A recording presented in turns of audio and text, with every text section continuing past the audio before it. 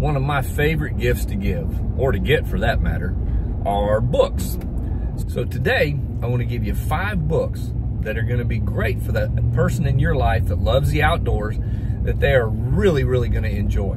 Now, these books are not Bushcraft 101, how to survive a shark attack, how to build a shelter. That's not what these books are about. These books go right to the heart of those of us that love the outdoors or that have that survival type mindset. Now, I've got those 5 books. I do have 2 bonus books at the end, so hang out to the end to catch those 2 as well. All that coming up next on Trinity Wild. So I'm going to go ahead and start giving you those books on the way to the bookstore. Try to save a little time. I got a lot to do, you know, it's Christmas time. I think this may be the first book that made me understand that learning about survival is not just about skills. It's not just about having a good knife and having a good tent. It's about the heart. It's about drive and desire and want to.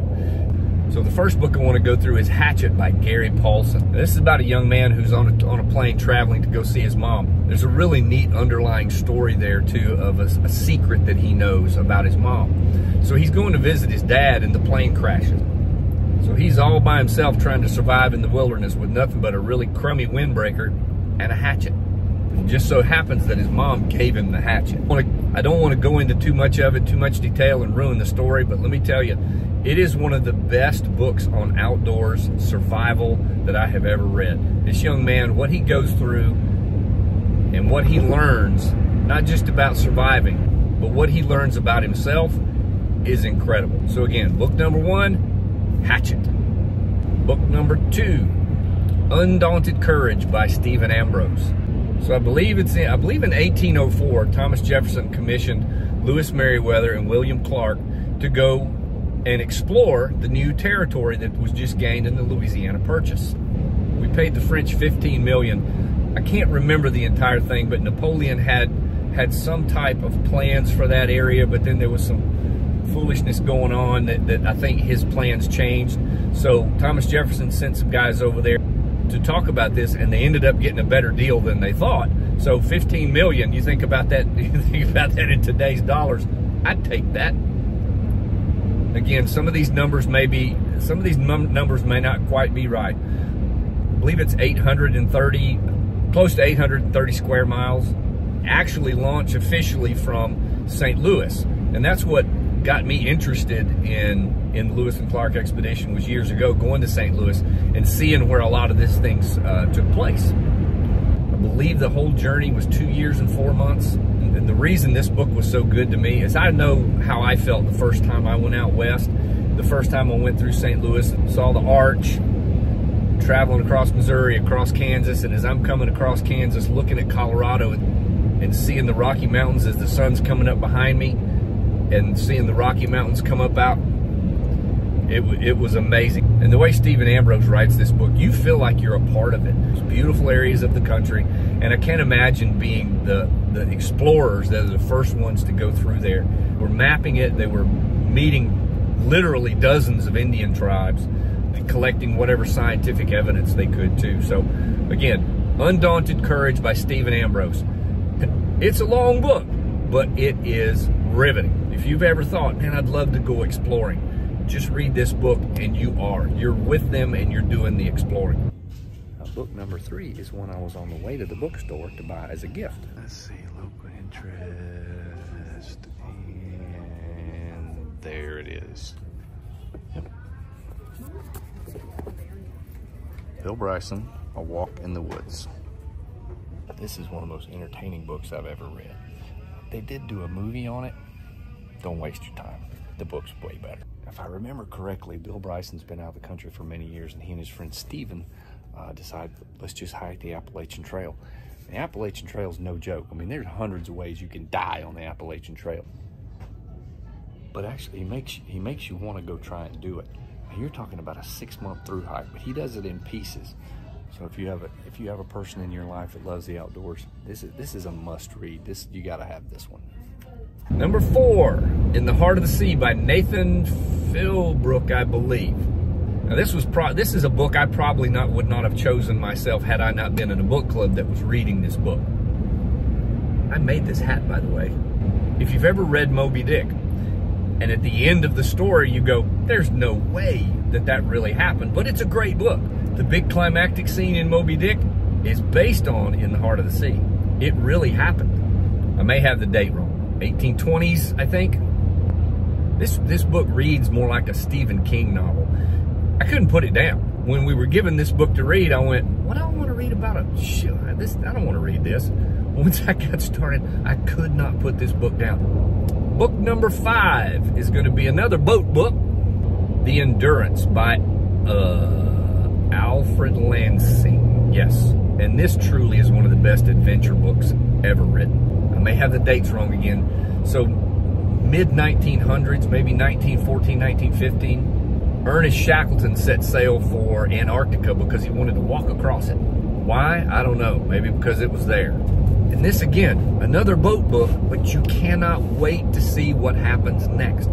Every page is just one more thing that you go, wow, what's going to happen next? You know when you start a new show on Netflix and you just binge watch and you can't stop watching it? This is the same thing in a book. And I remember as we were reading this book, if you don't want any spoilers, in the middle of the book there's pictures. Don't look at those pictures, because there is a picture, I believe it's the last one in the picture part, that shows all the survivors. So if you don't want a spoiler alert, don't look at that page. All right, made it home from the shopping trip. I'm sorry about the weird lighting or the audio in here. I really would rather do things outside, but it's just not feasible at this point. But if you've been here this long, hey, I appreciate you being here. Take a second to just like and subscribe if you're getting anything out of our content here. It'll really help us out. If you saw a book that you might like, share it with a friend. Might give them some ideas for you as a Christmas gift. And just a real quick recap for you. Hatchet, about a young man who goes down in a plane crash and all he's got is a windbreaker and a hatchet. He's got to survive. Great story in behind there. Then we have a couple of boat books. In the Heart of the Sea, which is about the Essex and the way that gets destroyed by a angry sperm whale, which really is the precursor to the story of Moby Dick. Then there's The Endurance, which I believe is one of the greatest adventure books ever written, about Ernest Shackleton and his trip across Antarctica. We oftentimes hear the phrase page turner. That's the definition of this book. Hard to put down. Then Undaunted Courage, which is the history of the Lewis and Clark expedition. If you haven't even an ounce of, hey, I'd love to be an explorer, this is a must read. Then the book I went to buy as a gift, A Walk in the Woods. Hilarious story of a guy who just says, hey, let's go walk the Appalachian Trail. Great stories. He's a great writer. He's written other books. Highly recommend you check those out as well. I did promise you 2 extra books. I want to go through those right quick. So our first bonus book, unlike some of the other books, it is not a page turner.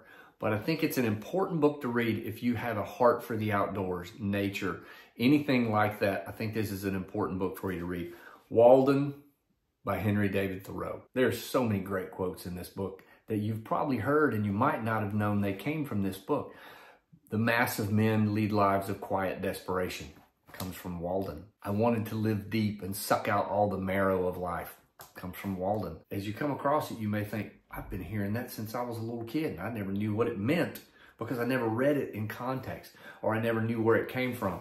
Again, Walden by Henry David Thoreau. So we come to the last book, and this honestly is why I wanted to make this video for this one book. It's not even necessarily an outdoors book. There's tons of outdoor stuff in it, but I think it is an incredibly important book for you to read. When I think of books that have shaped who I am, outside of the Bible, there are 3. This is number 1. I read it every year.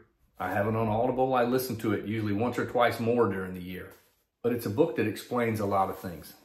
Wild at Heart by John Eldredge. It was suggested to me years ago. I don't even remember who.